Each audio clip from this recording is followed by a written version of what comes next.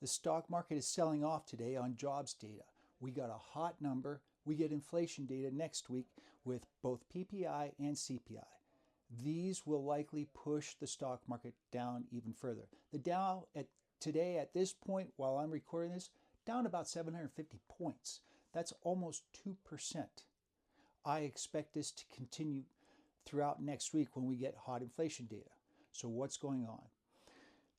If you've been listening to my content for any period of time, I've been saying for quite some time that the Federal Reserve should not have lowered interest rates. All through last summer, I kept saying that the economy is too hot, we will get inflation, the Federal Reserve isn't done. They lowered interest rates anyway.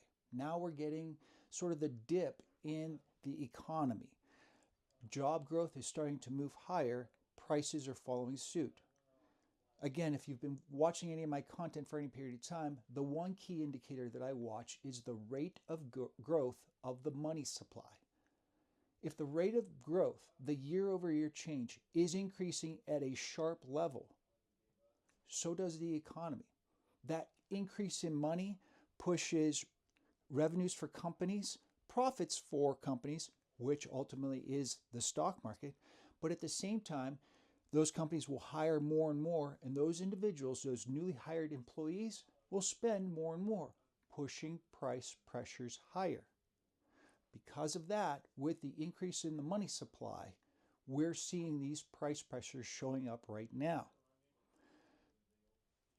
Next week, we get the price pressures with PPI, Producer Price Index, and then CPI on Wednesday, the Consumer Price Index, and those numbers are likely to push up even further. The stock market will sell even more.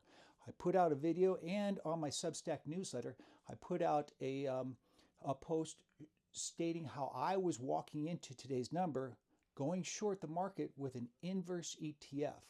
I'll talk about what inverse ETFs are in another video, but going into next week, I'm reloading. That's how you make money in the stock market.